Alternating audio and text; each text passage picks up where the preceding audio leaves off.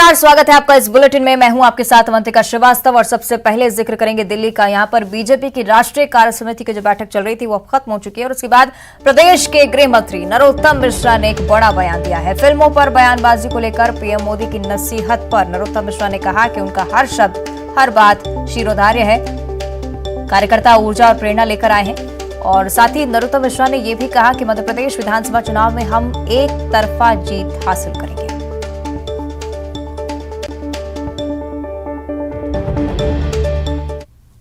प्रेरणादायी और ऊर्जा से भरा हुआ उद्बोधन था उनका और सभी कार्यकर्ता ऊर्जा से भरकर वहां से आए। को लेके उन्होंने देखिए नाम किसी का नहीं लिया है, पर उनका हर शब्द, हर वाक्य हमारे लिए शिरोधार्य है और इसलिए सारे कार्यकर्ता वहां से प्रेरणा लेके आए हैं। हमारे जो आचरण और व्यवहार हमेशा उनके मार्गदर्शन से, ऊर्जा से भरते हैं और आगे भी भरे रहे। मध्य प्रदेश को लेकर क्या रणनीति रहेगी? कंपटीशन बढ़ता जा रहा है। मध्य प्रदेश के बारे में एक बात आप मान के चलिएगा कि भारतीय जनता पार्टी एक तरफा जीत रही है। वो जो आप कंपटीशन बढ़ने की बात कर रहे हो, ऐसा कोई कंपटीशन नहीं है। ग्रॉस रूट पर भारतीय जनता पार्टी का कार्यकर्ता पोलिंग तक, पेज प्रभारी तक मुस्तैद है। बहुत चलिए, ज्यादा चर्चा हम करेंगे इससे कि वासु चौरे हमारे साथ भोपाल से लाइव जुड़ रहे हैं। वासु, निश्चित ही दिल्ली में कार्य समिति की बैठक के बाद हर कार्यकर्ता, हर व्यक्ति बीजेपी का कहीं ना कहीं एक नई ऊर्जा से भरा हुआ निश्चित ही नजर आ रहा है। क्या एक बड़ा परिवर्तन ये बैठक लाएगी और मध्य प्रदेश में इसका कितना असर होगा, इसके क्या कुछ आसार हैं? निश्चित तौर पर देखिए, जब भी बीजेपी की राष्ट्रीय कार्य समिति की बैठक होती है और प्रधानमंत्री नरेंद्र मोदी समेत तमाम जो बीजेपी के आला नेता हैं वो बैठक को संबोधित करते हैं, तो कुछ न कुछ जो महत्वपूर्ण बातें होते हैं, विषय होते हैं, उन पे मंथन जरूर किया जाता है। और विशेष तौर पर बीजेपी की नजर चुनावी साल में उन राज्यों पर है जहां पे विधानसभा के चुनाव होने हैं और जिसमें सबसे बड़ा राज्य मध्य प्रदेश को माना जा रहा है। और साफ तौर पर ये हिदायत दी गई है कि लगातार सतत संपर्क जो है वो बनाए रखें। और मध्य प्रदेश में बीजेपी की अगर बात करें तो राष्ट्रीय कार्य समिति की बैठक के बाद गृह मंत्री नरोत्तम मिश्रा का यह बयान सामने आया है कि बीजेपी लगातार जन सेवा का काम करती रहती है। चुनावों को देखते हुए इस तरीके की जो कार्यक्रम है वो शुरू नहीं किए जाते हैं। और उन्होंने ये भी बिल्कुल साफ कर दिया है कि बीजेपी के सामने कोई भी कंपटीशन नहीं है। बीजेपी एक तरफा जीत मध्य प्रदेश में दर्ज करेगी। इससे तो ये बात साफ है कि राष्ट्रीय कार्य समिति की बैठक के बाद, पीएम मोदी के संबोधन के बाद बीजेपी में खासा जोश और उत्साह है। और इसके साथ ये भी बीजेपी ने दावा किया है कि जमीनी जमावट, ग्रास रूट लेवल पर अगर जमावट की बात की जाए तो वो काफी मजबूत है। बीजेपी ने सभी प्रभारियों की जो नियुक्ति है वो कर दी है। और जिस तरीके से बूथ जीतकर चुनाव जीतने के मंत्र को लेकर बीजेपी आगे बढ़ती आई है और इसी के सहारे 51% वोट शेयर का लक्ष्य हासिल करने का जो टारगेट रखा है उसको लेकर भी बीजेपी अब तेजी से कदम बढ़ाएगी। बहरहाल देखना होगा कि ये जो दावे हैं वो हकीकत में कितने तब्दील होते हैं, क्योंकि अगर साल 2018 के विधानसभा चुनावों की बात की जाए तो वहां पर कांग्रेस जरूर बीजेपी से आगे निकलने में कामयाब हुई थी और कांग्रेस की सरकार बन भी गई थी। हालांकि कुछ 1.5-2 साल बाद सियासी घटनाक्रम हुआ, उसके बाद कांग्रेस को एक बार फिर से सत्ता से बेदखल होना पड़ा। लेकिन 2018 से सबक सीखते हुए बीजेपी पूरी तरह से फूक कर कदम रख रही है और आने वाले समय में बीजेपी की ये जो कोशिशें हैं और जो चुनावी अभियान है वो और भी ज्यादा तेज होता हुआ नजर आएगा। जी बिल्कुल वासी, ठीक तरह से आप इस बात का जिक्र कर रहे हैं कि विधानसभा चुनाव को लेकर बीजेपी में तैयारियां तेज हो चुकी हैं। बड़ी बात यह भी कि गृह मंत्री ने नसीहत को लेकर भी कुछ बातें कही, फिल्मों के बयान को लेकर कुछ बातें कही। हालांकि कुछ स्पष्ट तौर पर उन्होंने नहीं कहा कि पीएम की तरफ से क्या कुछ कहा गया, लेकिन बड़ी बात यह कि मुझे लगता है इस तरह के मुद्दे भी विधानसभा चुनाव में उतना ही असर डालने वाले हैं। चर्चा करेंगे। इसके अलावा जो रणनीति निश्चित तौर पर देखिए, पीएम मोदी ने जब कल बीजेपी की राष्ट्रीय कार्य समिति की बैठक को संबोधित किया तो उन्होंने साफ तौर पर इस बात का भी जिक्र किया कि जो बयानबाजी लगातार की जाती है, खासतौर पर अगर फिल्मों को लेकर बात की जाए तो उससे बचना चाहिए, क्योंकि बहुत सारे लोग जो हैं वो इनसे सीधा वास्ता भी रखते हैं और कई लोगों की जो भावना है वो भी जुड़ी होती है। और अगर मध्य प्रदेश के गृह मंत्री नरोत्तम मिश्रा के बयान की बात करें तो उन्होंने स्पष्ट रूप से कहा है कि पीएम मोदी की ओर से जो भी नसीहत दी गई है, हिदायत दी गई है, उनका हर एक बात, उनका हर एक वाक्य पूरी पार्टी के लिए शिरोधार्य है और उनके बताए गए मंत्र पर बीजेपी के तमाम सारे कार्यकर्ता काम करेंगे। ठीक है वासु, अब बने रहेगा हमारे साथ। बीजेपी और कांग्रेस की तरफ से इस पर हम प्रतिक्रिया लेंगे। कांग्रेस की तरफ से भूपेंद्र गुप्ता हमारे साथ जुड़ गए हैं। भूपेंद्र जी, स्वागत करती हूँ आपका न्यूज 18 पर। राष्ट्रीय कार्य समिति की बैठक हुई बीजेपी की तरफ से और उसके बाद से देखा जा रहा है कि हर एक कार्यकर्ता में एक नया जोश, हर मंत्री इस ओर बयान दे रहा है कि एक तरफा जीत मध्य प्रदेश में बीजेपी की होगी। आपका क्या जवाब इस पर? मेरी मशीन आ रही है ईवीएम की, रिमोट से चलने वाली, उसी का कॉन्फिडेंस है। और जो दूसरी चीज है कि बहुत कार्यकर्ताओं का जोश बढ़ गया है, तो जो है प्रेस कॉन्फ्रेंस क्यों नहीं ली नए अध्यक्ष जी ने, जिनका कार्य विस्तार हो गया है? मीडिया से तो बात भी नहीं कर पा रहे हैं। तो ये झूठा आत्मविश्वास है जो जी। चलिए, यानी कि सीधा आरोप आपकी तरफ से यही कि कहीं ना कहीं ईवीएम को लेकर जिस तरह से आप जिक्र कर रहे हैं, लेकिन बड़ी बात यह कि जब चुनावी सुगबुगाहट की बात होती है, सियासी गलियारों में इस बात की भी चर्चा होती है कि विपक्ष की भूमिका भी कहीं ना कहीं नजर आनी चाहिए। कार्य समिति की बैठक हुई, सीधा निशाना आपकी ओर कि बीजेपी जीत हासिल करेगी। कांग्रेस की तरफ से क्या कुछ हो रहा है, क्या प्रतिक्रिया इस पर? चलिए, कोशिश करेंगे हम भूपेंद्र जी से संपर्क करें। हितेश जी हमारे साथ जुड़ रहे हैं बीजेपी की तरफ से पक्ष रखने के लिए। हितेश जी, स्वागत करती हूँ आपका न्यूज 18 पर। जी धन्यवाद। भूपेंद्र जी जुड़े हुए थे। ईवीएम में कहीं ना कहीं नई टेक्नोलॉजी का उन्होंने जिक्र किया है, कहीं ना कहीं तंज कसा है इसे लेकर।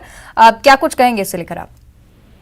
देखिए, कांग्रेस को तो चूंकि हर चुनाव हारना है, जीतने इतने हैं नहीं, तो कभी वो पांचांग लेके बैठ जाते हैं, कभी वो हनुमान जी की सेवा करने लग जाते हैं कि हनुमान चालीसा पढ़ेंगे तो बैतरणी पार हो जाएंगे, कभी वो ईवीएम को दोष देते हैं, कभी प्रशासन को दोष देते हैं, कभी अपने ही कांग्रेस के विधायकों को दोष देते हैं कि तो साहब बिके हुए हैं जी। तो अभी आपने देखा था ना, राष्ट्रपति चुनाव के समय में भी ये स्थिति हुई थी कि लगभग 19 विधायकों ने उनके क्रॉस वोटिंग करी है, जो अभी भी उनके साथ बने हुए हैं, और लीडर उनका गायब है, वो केवल ट्विटर पर रहते हैं, जमीन पर कहीं नहीं मिलेंगे। आज आप निकाल कर देखिए आपकी आइटिनरी में, तो हमारी आपको सीएम हाउस में कैबिनेट बैठक होते दिखेगी, पीएम हाउस में वहां की कैबिनेट होते दिखेगी, फिर उसके बाद आपको आगे की हमारी विकास यात्राओं का रोड मैप दिखेगा। लेकिन कांग्रेस का विपक्ष के रूप में पूरा रोल नदारद दिखेगा, गायब दिखेंगे कमलनाथ, थोड़ी देर बाद एक ट्विटर आ जाएगा, उनका ट्वीट आ जाएगा। तो बेसिकली जब आप आभासी दुनिया में हो तो स्वाभाविक है कि आसमान की ओर ही देखते रहते हो। तो आज का युग मानसून आधारित खेती का नहीं है, जमीन पे मेहनत करनी पड़ती है, ये शायद कांग्रेस भूल गई है। इसीलिए कांग्रेस भी आभासी दुनिया में है, लौट रहे हैं कमलनाथ। अब उनको लोट और लौट में अंतर ही समझ में नहीं आएगा तो कोई क्या करेगा। ठीक है, बहुत बहुत धन्यवाद आपका हितेश जी हमारे से जुड़ने के लिए। भूपेंद्र जी, आपका भी बहुत बहुत शुक्रिया इस चर्चा में शामिल होने के लिए। आगे बढ़ते रायपुर की ओर करेंगे। बीजेपी राष्ट्रीय कार्य समिति की बैठक से रायपुर लौट आए हैं अरुण साहब। रायपुर लौटते ही अरुण साहब ने सीएम भूपेश बघेल पर निशाना साधा। धान खरीदी पर मुख्यमंत्री के बीजेपी को दिए गए जवाब पर उन्होंने कहा कि सीएम विपक्ष के किसी भी सवाल पर जवाब नहीं देते हैं, विपक्ष के सवाल पर सीएम इधर उधर की बातें करते हैं। भूपेश बघेल ने भाषण देने के अलावा कोई काम नहीं किया है। विधानसभा चुनाव की तैयारियों पर भी मंथन हुआ है बैठक में, इस बात का भी उन्होंने जिक्र किया है। 4 सालों में राज्य में कांग्रेस की सरकार ने कुछ भी नहीं किया है। आज एक प्राइमरी स्कूल भी नहीं बना है, न पुल, पुलिया, सड़क, स्कूल, अस्पताल, किसी तरह का कोई काम विकास का इन 5 वर्षों में राज्य की कांग्रेस सरकार ने नहीं किया है। हर मोर्चे पर राज्य की कांग्रेस सरकार फेल रही है। देखिए, कभी भी जब विपक्ष की ओर से, जनता की ओर से आरोप लगता है, प्रश्न पूछे जाते हैं, तो मुख्यमंत्री जी उसका उत्तर देने के बजाय प्रत्यारोप करते हैं। ये संवैधानिक दायित्व से भागने का काम है। देखिए, अरुण साहब को आपने सुना, साफ तौर पर उन्होंने कहा है कि विपक्ष के सवालों का सरकार की ओर से जवाब सामने नहीं आता है। कहीं ना कहीं संविधान का उल्लंघन भी इसमें देखने को मिलता है, क्योंकि विपक्ष को अधिकार है कि सरकार की तरफ से कोई ना कोई जवाब उनके सवालों को लेकर जरूर आए और स्पष्ट जवाब सामने आए, क्योंकि इस बात का उन्होंने जिक्र किया है कि जवाब तो आता है लेकिन इधर उधर की बातें सीएम ज्यादा करते हैं। लेकिन जिस तरह से हम जिक्र मध्य प्रदेश के लिए कर रहे थे कि बीजेपी राष्ट्रीय कार्य समिति की बैठक के बाद जो जोश देखने को मिल रहा है बीजेपी के लोगों में, बीजेपी के कार्यकर्ताओं में, नेताओं में, वो कहीं ना कहीं इस ओर भी इशारा कर रहा है कि जमीनी स्तर पर अब सशक्तिकरण को लेकर बीजेपी इस बैठक में मंथन कर चुकी है। इस पार्टी को लेकर, कार्यकर्ताओं को लेकर कैसे जमीनी स्तर पर मजबूती हासिल करनी है, इसको लेकर भी चर्चा हुई है और उसी जोश का रिफ्लेक्शन छत्तीसगढ़ बीजेपी के नेताओं में भी देखने को मिल रहा है। अरुण साव जैसे ही वापस आते हैं, रायपुर लौटते हैं, वैसे ही सीधे सीएम भूपेश बघेल की ओर निशाना साधते हैं। धान खरीदी का मुद्दा जिसको लेकर पहले भी चर्चाएं हो चुकी हैं, विपक्ष की तरफ से सवाल उठाया जा चुका है कि किस बात का क्रेडिट आखिर सरकार लेती है, 90% पैसा केंद्र सरकार दे रही है। इसको लेकर भी जवाब कांग्रेस की तरफ से सामने आया, लेकिन वो भी स्पष्ट नहीं नजर आया अरुण साहब को। और साफ तौर पर उन्होंने कहा कि धान खरीदी पर भी मुख्यमंत्री ने जब जवाब दिया तो इधर उधर की बातें ज्यादा कर रहे थे, सवाल का स्पष्ट जवाब उन्होंने नहीं दिया है, जो कि एक बड़ी गलती है सरकार की तरफ से। साथ ही ये भी उन्होंने कहा कि भाषण देने के अलावा सीएम भूपेश बघेल की तरफ से कोई काम नहीं किया जाता है। सहयोगी ममता हमारे साथ जुड़ी हुई है, ज्यादा चर्चा हम करेंगे। ममता, तमाम मुद्दे हैं जिसको लेकर विपक्ष की तरफ से सरकार पर निशाना साधा जा रहा है, लेकिन बड़ी बात यह है कि उस जोश का हम जिक्र कर रहे हैं जो कि बीजेपी राष्ट्रीय कार्य समिति की बैठक के बाद बीजेपी के लोगों में देखने को मिल रहा है।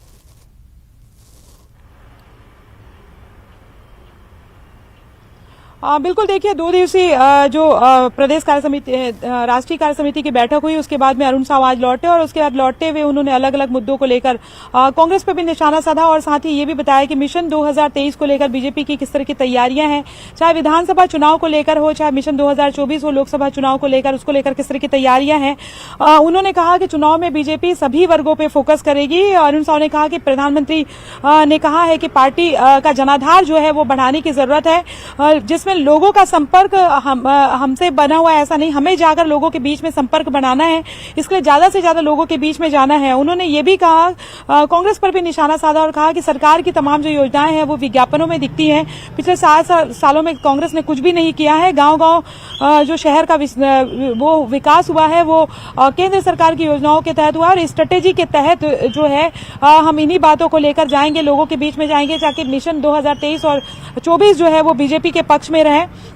इसके साथ ही अगर हम बात करें तो धान खरीदी को लेकर भी उन्होंने मुख्यमंत्री भूपेश बघेल पर निशाना साधा। उन्होंने कल जो है वो अरुण साव ने बयान दिया था जिस पर पलटवार किया था मुख्यमंत्री भूपेश बघेल ने। उस पर उन्होंने कहा कि जब भी विपक्ष सवाल करता है मुख्यमंत्री जो है वो सीधे जवाब नहीं देते हैं, इधर उधर की बातें करते हैं। जाहिर तौर पर उनके बयान पर फिर से सियासत गरमाएगी। दूसरी बात अगर हम बात करें तो उनसे ये भी पूछा गया था कि कांग्रेस के जो विधायक हैं, मंत्री हैं, एक बार फिर से राज्यपाल से मुलाकात करेंगे। इस पर अरुण साव ने कहा कि कांग्रेस केवल जो है आरक्षण के मसले पर राजनीति कर रही है और इसमें भ्रम फैलाने की कोशिश कर रही है। अभी तक अगर हम बात करें तो उन्होंने जेपी नड्डा के जो कार्यकाल बढ़ने की जो जानकारी है वो भी दी और 9 राज्यों में जो विधानसभा चुनाव होने में उसको लेकर किस तरह की बीजेपी की स्ट्रेटेजी पर मंथन हुआ, इस पर भी बात कीजिए। ठीक है ममता, बने रहेगा हमारे साथ। कांग्रेस की तरफ से इस पर हम प्रतिक्रिया लेंगे। धनंजय जी हमारे साथ कांग्रेस की तरफ से जुड़ रहे हैं। धनंजय जी, स्वागत करती हूँ आपका न्यूज 18 पर। नमस्कार। बीजेपी राष्ट्रीय कार्य समिति की बैठक होती है, अरुण साहब उस बैठक से वापस आते हैं और एक नया जोश लेकर आते हैं और विपक्ष की तरफ से सरकार पर सीधे निशाना साधा जाता है कि उल्टे पुल्टे जवाब दिए जाते हैं सरकार की तरफ से। एक नई स्ट्रैटेजी कहीं ना कहीं सरकार को घेरने के लिए सीख कर आए अरुण साहब, क्या जवाब इस पर आपका? देखिए, कार्यकारिणी की बैठक से भारतीय जनता पार्टी के आने के बाद जो अरुण साव जी जो कह रहे हैं ना, वो असल मायने में मोदी सरकार के मोदी 2 कार्यकाल के बारे में कर रहे हैं, जिसमें स्वयं सांसद है। और अरुण साव जी सांसद बनने के बाद छत्तीसगढ़ के लिए आज तक कुछ नहीं किए, ना तो मोदी सरकार ने छत्तीसगढ़ के लिए कुछ किया है, इसलिए वो उस विषय को बोलना चाहते हैं। छत्तीसगढ़ में भूपेश बघेल की सरकार ने जो काम किया है, मैं समझता हूँ इस देश के किसी भी राज्य में उस प्रकार के काम नहीं हुए। मैं तो चैलेंज कर रहा हूँ ना, किस भाजपा शासित राज्य में किसानों को धान की कीमत 2640 रुपए, 2660 रुपए मिलता है? ऐसे 5 भाजपा शासित राज्यों का नाम बता दे अरुण साव जी। इनके पास कोई जवाब नहीं है और छत्तीसगढ़ में 2023 में इनके पास मुद्दा नहीं है। और निश्चित तौर पर 8 साल से नरेंद्र मोदी की सरकार है केंद्र में, जिन्होंने देश की जनता के लिए कुछ नहीं किया है, तो इनके पास बताने के लिए कुछ नहीं है ना। यही तो अरुण साव जी बोल रहे हैं। बोलने का तरीका उनका अलग है कि केंद्र सरकार के दूसरे कार्यकाल के विषय में जनता के बीच जाकर क्या बताएंगे। वो बोल रहे हैं 4 साल में नरेंद्र मोदी सरकार ने कुछ नहीं किया है। ये सच्चाई है ना, जनता को पता है। अब भूपेश बघेल की सरकार ने जो गोधन योजना शुरुआत की है, केंद्र सरकार उसको पुरस्कृत करती है। भूपेश बघेल की सरकार संस्कृति के लिए काम कर रही है। भूपेश बघेल की सरकार में जो नगरीय निकाय को जो पुरस्कृत करने का काम केंद्र सरकार कर रही है, तो इसमें समझ में आता है कि झूठ बोलने का काम भाजपा नेताओं का है। ठीक है धनंजय जी, हम बीजेपी की तरफ से भी प्रतिक्रिया लेंगे। हमारे साथ श्री चंद्र सुंदरानी जी जुड़ रहे हैं बीजेपी की तरफ से। श्री चंद्र जी, बहुत स्वागत करती हूँ आपका न्यूज 18 पर। जी धन्यवाद। जी, कांग्रेस की तरफ से लगातार श्रीचंद जी आरोप लगाया जा रहा है कि कोई मुद्दा नहीं है विपक्ष के साथ और विपक्ष के पास ऐसी कोई बात नहीं है जिसको लेकर वो सरकार को घेर सके और इसीलिए कुछ ना कुछ बयान देना जरूरी होता है। इसलिए कुछ भी अरुण साहब बोल रहे हैं। अवंतिका जी, बहुत सारे मुद्दे हैं, भरपूर मुद्दे हैं इस सरकार के खिलाफ। 36 वादे किए, 6 वादे पूरे नहीं किए। दूसरी बात, ये गोधन योजना को गिनाते हैं या धान खरीदी के मुद्दे को गिनाते हैं, ठीक है, इस मुद्दे पे तो मैं नहीं बोलूंगा, लेकिन बाकी सारी बातें अगर इन्होंने एक बड़ा कोई सड़क बनाया हो, विकास किया हो, सड़कों का चौड़ीकरण किया हो, कोई ब्रिज बनाया हो प्रदेश में एकाध, जो आज सारा जो ढांचा दिखता है पूरा डॉक्टर रमन सिंह जी की सरकार का बनाया हुआ है, एक भी उपलब्धि है क्या इनकी? हमारे राजधानी में भारतीय जनता पार्टी ने जो विकास किया, पूरे प्रदेश में जो विकास किया, उसी और अरुण साहु जी ध्यान आकर्षित करें कि 4 साल में इन्होंने पीडब्ल्यूडी के माध्यम से या अन्य विभागों के माध्यम से, मुख्यमंत्री सड़क योजना के माध्यम से कोई बड़ी सड़क का निर्माण किया क्या? सिवाय चिक्कड़ लगाने के काम कोई नहीं कर रहे, गड्ढे पाटने का सिर्फ काम कर रहे हैं ये लोग। पिछले 4 साल में एक जगह कोई निर्माण का काम हुआ हो या एक ऐसी योजना बनी हो जिससे छत्तीसगढ़ की आम जनता तक लाभ पहुंचे। चलिए, निश्चित तौर पर श्रीचंद जी, आम जनता का आपने जिक्र किया, मुझे लगता है जनता बेहतर तौर से समझती है किस तरह से जमीनी स्तर पर काम हुआ है या नहीं हुआ है। शुक्रिया आप सभी का हमारे साथ जुड़ने के लिए।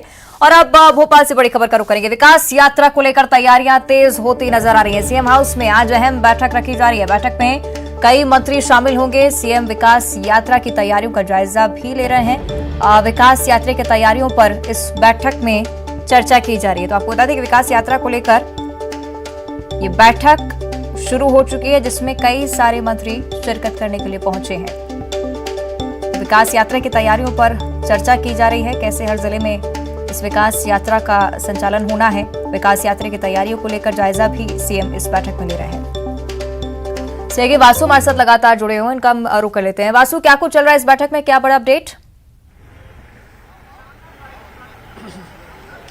निश्चित तौर पर देखिए, मुख्यमंत्री निवास पर जो मंत्रियों की बैठक है वो शुरू हो चुकी है और विकास यात्रा जो फरवरी में निकाली जानी है पूरे मध्य प्रदेश में, जिनमें मुख्य रूप से इन बातों को लेकर जनता के बीच पहुंचा जाएगा कि सरकार की क्या कुछ फ्लैगशिप योजनाएं हैं, सरकार की विभिन्न जनहितैषी योजनाओं का लाभ कैसे लोगों को मिल रहा है और बहुत सारे जो शिलान्यास के काम होने हैं, उद्घाटन के काम होने हैं, वो भी इस दौरान किए जाएंगे। और सभी मंत्री और सभी विधायक बीजेपी के जो हैं वो इन विकास यात्राओं के दौरान अपने अपने विधानसभा क्षेत्रों में पहुंचेंगे, जनता के साथ संवाद भी स्थापित करेंगे। और सबसे महत्वपूर्ण बिंदु यह है कि मध्य प्रदेश में 2023 जो है चुनावी साल है। अब से कुछ ही महीने बाद मध्य प्रदेश में चुनाव का बिगुल बजने वाला है। और अगर आप बीते चुनावों की बात करें, 2018 में जो चुनाव हुए थे वहां पर कांग्रेस बीजेपी को पटखनी देने में कामयाब हुई थी, लेकिन सियासी घटनाक्रम के बाद एक बार फिर से बीजेपी की सरकार मध्य प्रदेश में बन गई थी। लिहाजा बीजेपी अब फूक फूक कर कदम रख रही है और बीजेपी निश्चित तौर पर यह चाहती है कि कहीं भी किसी भी तरह की चूक ना हो। केंद्रीय संगठन ने जो टारगेट दिया है कि 51% जो वोट शेयर हासिल करना है, उसको लेकर जमीनी जमावट करना, जमीन पर काम करना बेहद ज्यादा जरूरी हो जाता है, आवश्यक हो जाता है। और यही वजह है कि कल जब बीजेपी की राष्ट्रीय कार्य समिति की बैठक हुई और उसके बाद आज से ही आप देखिए मुख्यमंत्री लगातार एक्शन में नजर आ रहे हैं। आज उन्होंने तमाम जो मंत्री हैं उनको बुला लिया है। मंत्रियों के साथ वो जो अफसर हैं उनसे भी संवाद करेंगे और जमीनी स्तर पर सरकार की योजना कितना काम कर पा रही है, इन सारी योजनाओं का फीडबैक लेंगे और मुख्य रूप से विकास यात्रा जो निकाली है उनकी पूरी रणनीति ब्लूप्रिंट खाका तैयार होगा। जी बिल्कुल, चलिए देखना होगा क्या कुछ बड़ी बातें इस बैठक के बाद देखने को मिलती है। शुक्रिया आपका वासु इस पूरी जानकारी के लिए। और अब रुक करेंगे कवर्धा की ओर। कुएं में गिरा ट्रैक्टर, रिवर्स करते समय बड़ा हादसा हो चुका है। ट्रैक्टर कुएं में जा गिरा है, 3 युवक बाल बाल बच गए हैं। मानिकपुर गांव की एक घटना है। तो कवर्धा से बड़ी जानकारी, तस्वीरें इस हादसे की आपको दिखा रहे हैं। कुएं में ट्रैक्टर गिर गया है, लेकिन राहत की बात है कि कोई जनहानि नहीं हुई है। तीनों युवक पूरी तरह से सुरक्षित हैं।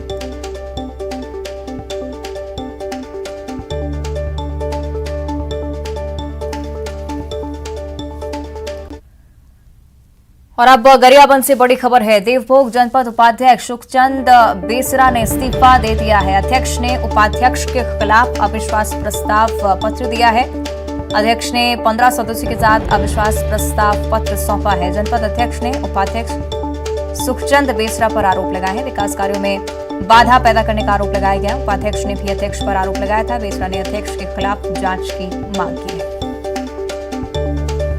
तो देवभोग जनपद उपाध्यक्ष सुखचंद बेसरा ने इसे लेकर इस्तीफा भी सौंपा है। अविश्वास प्रस्ताव लाया गया है। 15 सदस्यों का समर्थन इस प्रस्ताव को। जनपद अध्यक्ष ने उपाध्यक्ष सुखचंद बेसरा पर आरोप लगाए। सही कि शेख हमारे साथ फोन लाइन पर जुड़ रहे हैं। शेख, क्या कुछ जानकारी इस पूरे मामले को लेकर अभी तक? शेख, मेरी आवाज पहुंच रही है आप तक? सुखचंद्र बेसरा ने इस्तीफा दे दिया है। शेख, क्या जानकारी से लेकर?